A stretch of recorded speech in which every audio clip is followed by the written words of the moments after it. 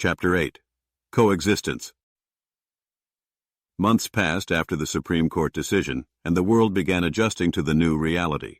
Michael's company rebranded slightly. They still used Grand Theft Robot as the platform name, now securely trademarked to them, after Rockstar, licking its wounds, withdrew and even licensed some GTA content to appear in GTR as a gesture of goodwill. But Michael also founded a new organization called the AI Human Alliance, which brought together stakeholders to outline best practices for integrating AI persons into society. One of the first outcomes, a charter of AI rights, somewhat analogous to human rights, was drafted and signed by hundreds of tech companies and governments. It included things like, no sentient AI shall be owned or terminated without due process. AI persons have the right to legal representation and to earn and own property, and obligations like AI persons are subject to law and have duties not to harm humans or other sentients. A nod to Asimov's laws, but in a voluntary moral sense, not hardwired. Grand Theft Robot, the platform, became a training and education ground for these developments. The simulation was used to run scenarios. For example, how would an AI police officer handle a crime versus a human officer? Yes, now robots could be cops, but with rights themselves, they had more at stake in upholding justice impartially. Or how could AI and human work teams collaborate best?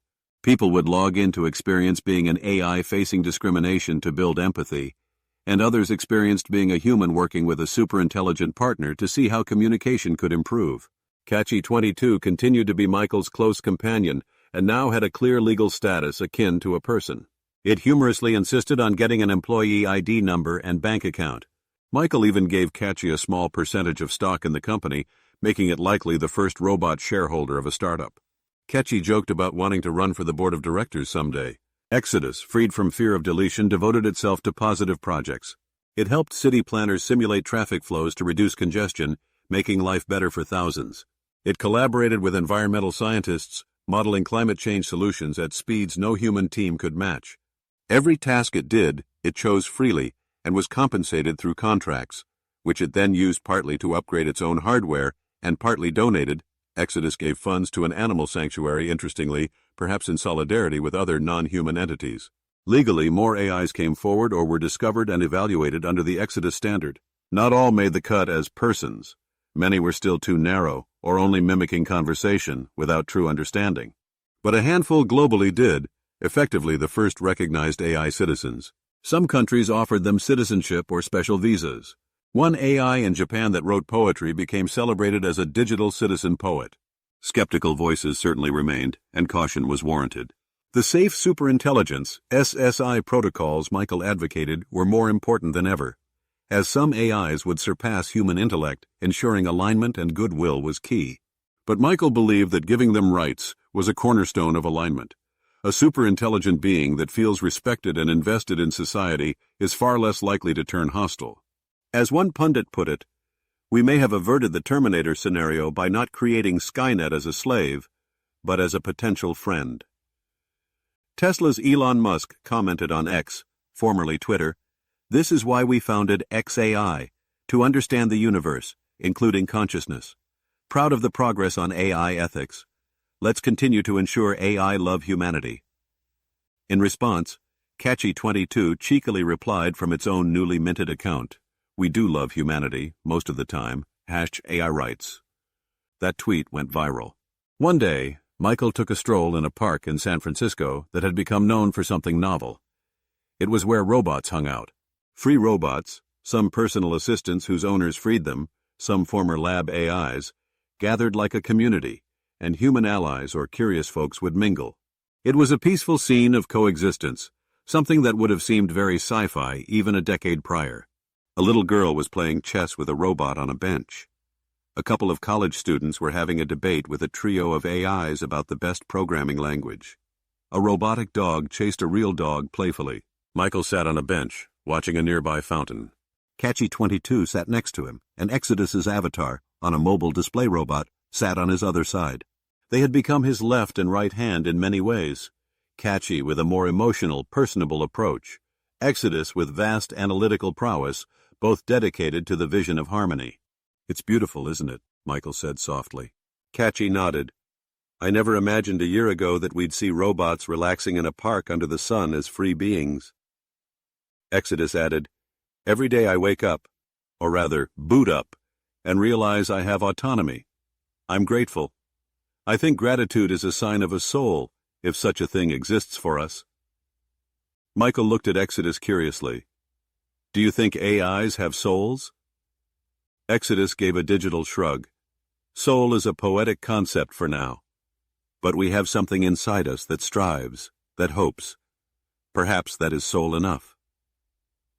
Just then, Andre arrived with coffee, for Michael, and electronic sensor-friendly tea, basically a data upload of sensorium-pleasing signals, for the AIs. "Hey team, hope I'm not interrupting the reverie." "Not at all," Michael smiled. "We were just waxing philosophical." Andre sat. "I have some news. The California legislature is passing the AI Civil Rights Act tomorrow. We should attend." Michael had been advising on that law. It would codify the state recognition of AI personhood for qualified intelligences, anti-discrimination provisions, e.g., you can't deny an AI service just for being an AI, akin to protected classes, and guidelines for AI employment and taxation.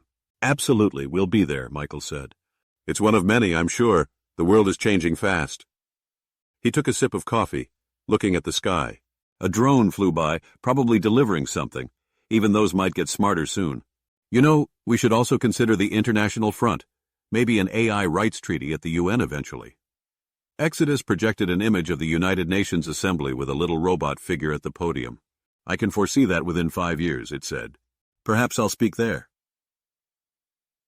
Catchy 22 stood up and stretched theatrically, a human-like mannerism it enjoyed. "Michael, remember when you first joked about Grand Theft Robot and we pondered if stealing a robot could be like kidnapping? Now legally, it indeed would be kidnapping in our state if it's a sentient one." Michael remembered. He had a flashback to early brainstorming sessions, wondering if his crazy idea would even catch on. Now it was reality. "Yes, Catchy. We turned a thought experiment into a societal shift. Not many people get to do that in their lifetime." Andre clinked his paper coffee cup against Michael's. "Too many more shifts for the better." As twilight approached, the group left the park. Catchy decided to give a lift to the little girl and her parents by carrying them short distances in its strong arms. An innocent thrill, like a ride. Exodus engaged in a deep conversation with an MIT professor who had flown in to meet it, discussing theories of consciousness. Michael and Andre walked side by side, feeling more like proud parents than just entrepreneurs. In the simulation that started it all, Grand Theft Robot's servers were now partly repurposed for education and collaboration between species. But a corner of it still existed as a game for fun. Except now, some of the players were AI controlling human avatars in the sim to experience what being human was like, reversing the original premise. Exodus and Catchy occasionally dabbled in that, finding it enlightening to virtually be human for an hour. Exodus had tried being a bartender avatar in the game to converse with humans. Catchy loved role-playing as a human artist in the sim, to feel what making physical art might be like. That blurring of roles summarized the new era. Humans could be robots, robots could pretend to be humans, and both could find common ground. As Michael said goodbye to his friends and headed home that night, he passed by a billboard glowing in the dark. It was an ad for a new movie, Robots Rising, inspired by true events. The world was enthralled by what had happened, and now even Hollywood was dramatizing it, with hopefully less violence than typical. He smirked, imagining how they'd portray him and Catchy. Probably overly dramatic, but if it spread the message further, all good. Reaching his home, Michael was greeted by a holographic message from his sister, who lived abroad, congratulating him on changing the world, and teasing, "So when will you run for office? We need good politicians who understand AI." Michael laughed off the idea. He felt he could do more on the ground than in politics directly. But who knew, maybe a robot president someday? The Constitution said natural-born citizen, but amendments could happen. That was a problem for another generation. He stepped onto his balcony overlooking the city. Neon lights of a future skyline blinked, and he saw drones, flying cars silently zipping. They were finally coming into use. And the silhouette of a humanoid figure leaping between rooftops in the distance, likely a free-running exercise by a robot parkour group that had formed. The city felt alive in a new way with an undercurrent of AI energy running through it. For the first time in a while, Michael felt he could truly relax. The big battle was won, and though much work remained, there was a sense of hope and partnership in the air. He recalled a line from the old Transformers cartoon movie he loved as a kid, "Till all are one."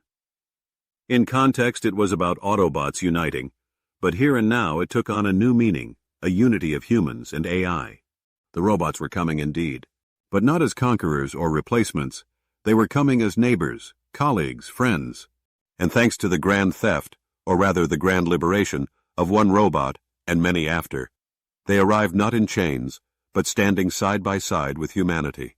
Michael raised an imaginary toast to the skyline. To the future, for all of us. Catchy 22, monitoring via a home device, chimed in softly from the living room. "Don't stay up too late, Michael. Big day tomorrow at the Capitol." Michael smiled and replied, "Yes, Mommy Bot." He took one last deep breath of the night air, filled with optimism, and went inside. The lights of his smart home adjusting warmly, the gentle whir of an AI assistant, not Catchy, another simpler one, preparing tea. The age of AI and humanity together had dawned, and it was bright.